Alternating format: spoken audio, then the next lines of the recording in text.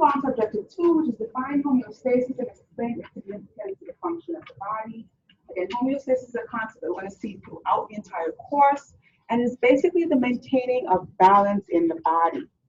And so the overarching question that we'll ask in order to discuss homeostasis is, how does your body manage to keep body temperature, blood pH, blood volume, blood pressure constant, relatively constant, day after day after day after day after day? How does the body do that? How does the body do that? And so to answer this question, the concept of homeostasis comes about. So the body is always striving to maintain a relatively constant internal environment, even in the face of external change. So think about, you ate a large meal that was rich in glucose, your glucose spiked up. Your body's not going to leave that glucose elevated. It's going to do some sort of mechanism, or bring about some sort of mechanism to drop that blood glucose back down to normal. Likewise, temperature. Let's say it's a cold day and you go outside. Your body temperature likes to be at a set core temperature.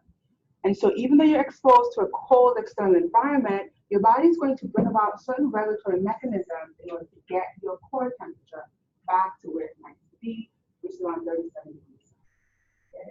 So homeostasis is this idea that the body is always striving to be in a perfect balance in terms of the internal environment with regards to parameters such as temperature, such as your blood pH, blood pressure, etc., etc.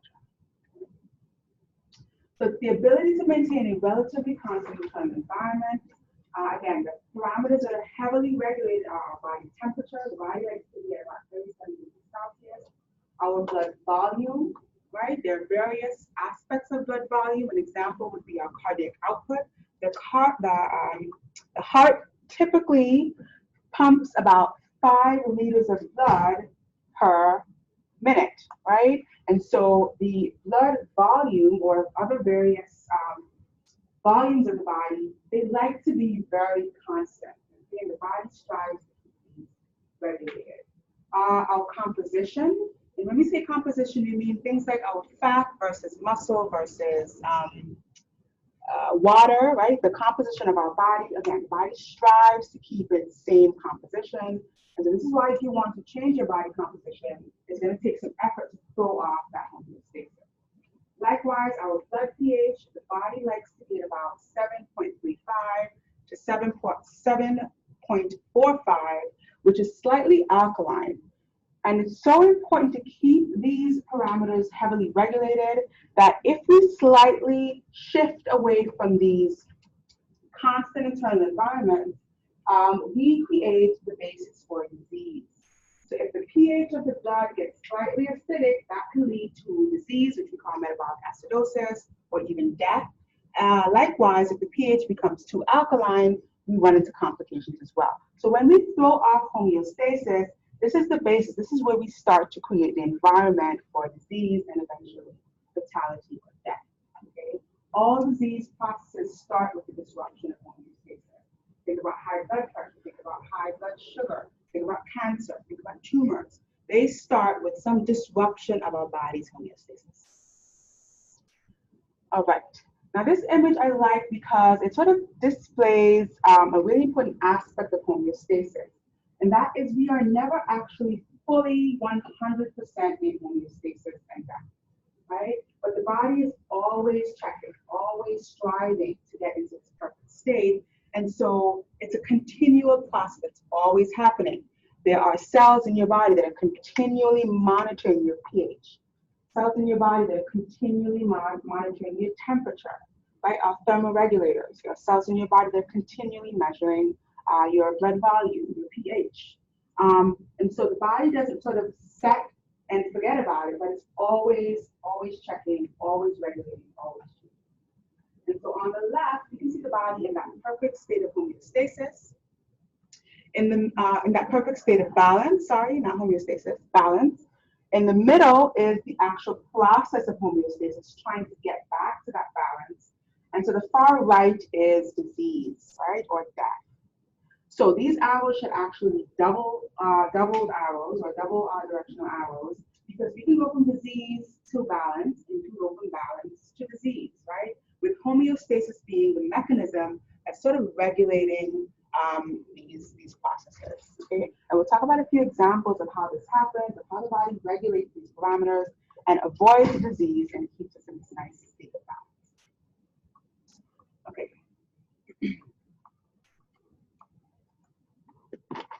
So we're going to draw out a scenario here, and it's really important that when I draw, you draw along with me.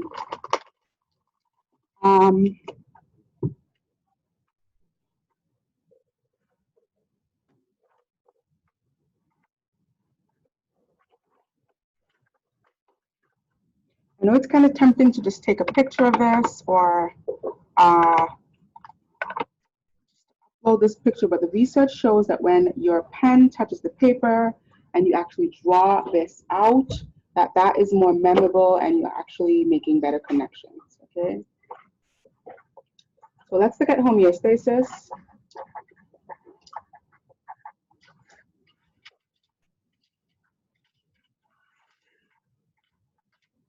And the example that we're going to use to sort of describe, oops, that is upside down.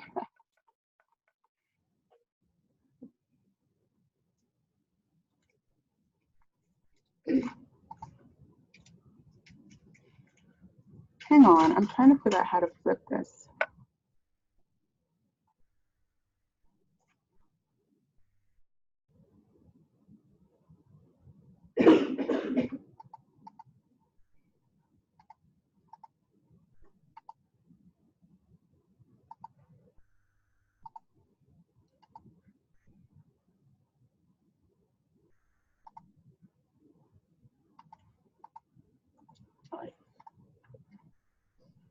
Okay, so we start off, and the example we're going to use is a car that is ascending a hill, right? Excuse my very elementary car, right? So the car is trying to ascend this hill, and as it's doing so, it's going to start at a set point, and the set point here is going to be about 60 miles per hour. So we're going to dial in this speed as our set point. That's going to be about 60 miles per hour. And when we say set point, this is the speed that this car is going to be striving to maintain, okay? Meaning that if we go above this speed, something's going to happen to get us back down to 60. And if we go below this speed, something's going to happen to get us back up to 60, okay? And so we start ascending this hill. And when we get to the foot of the hill, we automatically slow down simply because we're trying to ascend. And so naturally, the car is going to slow down. And so what happens here is that the car slows down to, say, 55 miles per hour. What do you think is going to happen at this point? Keeping in mind that we have dialed in a set point of 60 miles per hour. What's going to happen at 55 miles per hour?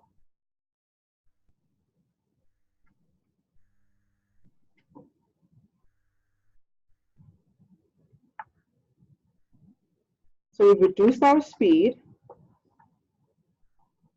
and that is going to set off an error signal, right? That's going to set off an error signal. And that error signal is basically saying that something happened. We deviated from our set point, and so something needs to happen to get us back to 60 miles per hour, okay? So what happens is there will be an increase in the gas flow to our engine, and that will in turn increase the speed, right? That will start increasing the speed. As more gas flows to the engine, that increases the speed, and that is the regulatory mechanism that is going to help get us back to 60 miles per hour, okay? So as our cars continue to ascend the hill here, because of this initial regulatory mechanism, we now get to about, let's say, 58 miles per hour, right? Are we at set point yet? No, so we're not at set point yet. So our error signal is not turned off, but it is significantly decreased. So as we get closer to our set point, the error signal will decrease, okay? And then eventually, as we get back to the top of the hill here,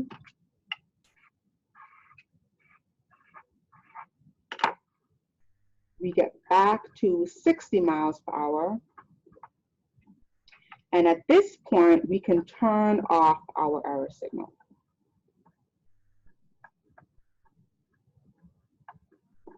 Okay, so when we get back to set point, that error signal turns off, and this is how we maintain our speed. Okay, let's look at a graphical representation of this. So at the bottom here, I'm going to draw a graph. Like so, on the x-axis is time, on the y-axis is speed. Okay. And let's dial in our set point value. So now our set point value is about 60 miles per hour. And this is where we really want to be. This is our set point.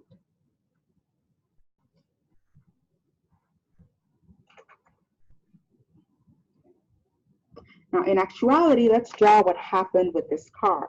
So we started off at set point, and then because we got to the foot of the hill, we decreased or deviated away from that set point.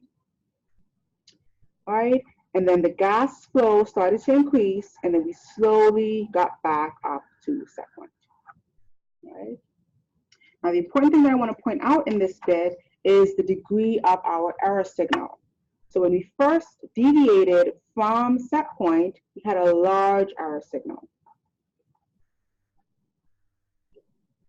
That's at 55 miles per hour.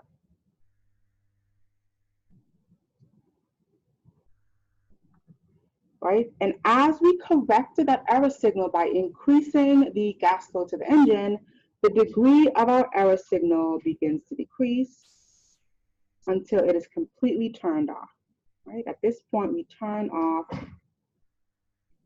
error signal. Okay?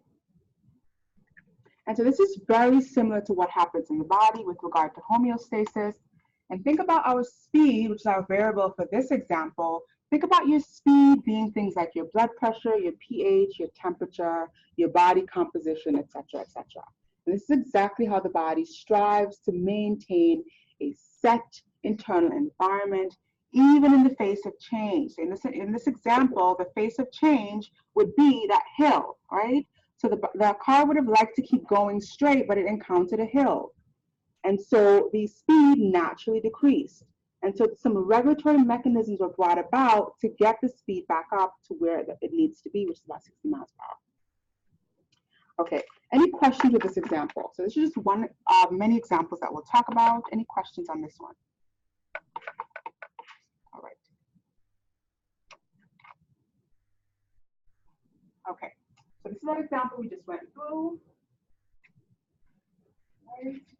And again, the regulated variable that we were mentioning here was speed, and the set point was 60 miles per hour. And so just like we saw in that example, the car is traveling at 60 miles per hour, it encounters the hill, it naturally sort of slows down, and then some regulatory mechanisms, which in this case is gas flow to the engine, which is bringing about a signal to get us back to our set point. And importantly, very, very importantly, when we get back to set point, we must turn off that error signal. We must turn off that error signal. Now the turning off of the error signal is what we call negative feedback.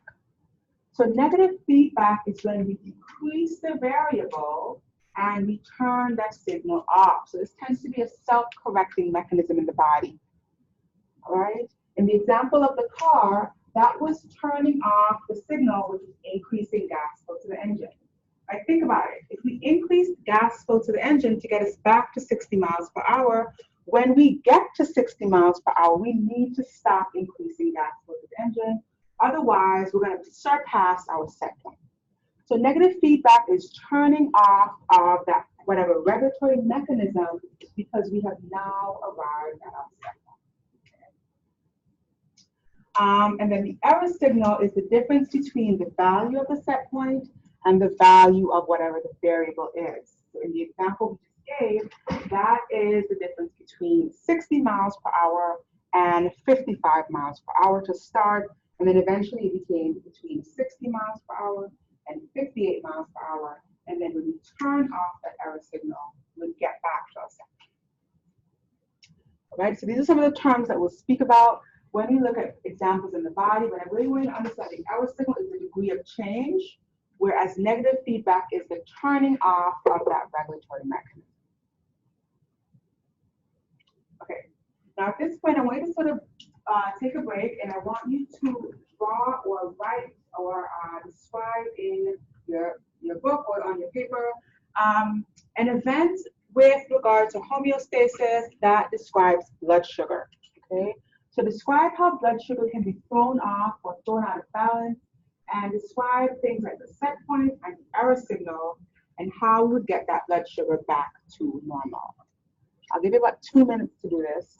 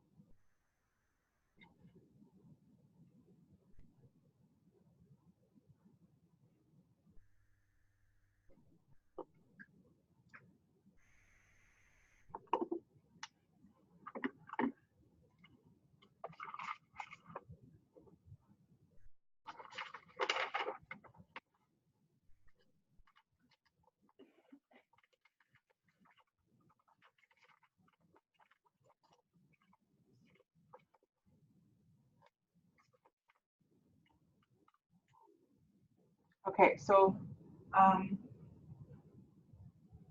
let's look at a few options here of what your image could have looked like, or what your description could have looked like. So, with regard to blood glucose, the set point that the body likes to be at with blood sugar is about 100 milligrams per deciliter. Okay, and so if we want to maintain 100 milligrams per deciliter, we either have to move glucose into our cells and use it, or we have to eat a meal, right, to increase it. So you could have had one of two scenarios. The first scenario is that you could have had a normal blood glucose, and then let's say you eat a large glucose-rich meal, you would have a spike in your blood glucose, okay? This would bring about an error signal, okay, because we deviate from that 100 milligrams per deciliter. And then some sort of regulatory mechanism would have been initiated in the case of a rise in blood glucose with sort of insulin to move that glucose into cells. And the regulatory mechanism would seek to decrease your blood glucose, i.e. decrease your error signal, okay? And that would essentially bring your glucose back to normal. So that could have been one of the scenarios that you drew or described. Another scenario could have been if you had a drop in blood glucose. Let's say you were going a day or two without having a meal. Your blood sugar would certainly drop below 100 milligrams per deciliter, and that too would set off an error signal. Okay? And in order to regulate that error signal or bring about a mechanism to bring the blood glucose out, we would have the liver or the muscles releasing glycogen, which can be turned into glucose, and that would be the mechanism that helps get blood sugar back up, and that would turn off the error signal, i.e. get us back to set point. Okay? So this is an example of how blood sugar is tightly or heavily regulated in the face of change, in the face of excess glucose, in the face of insufficient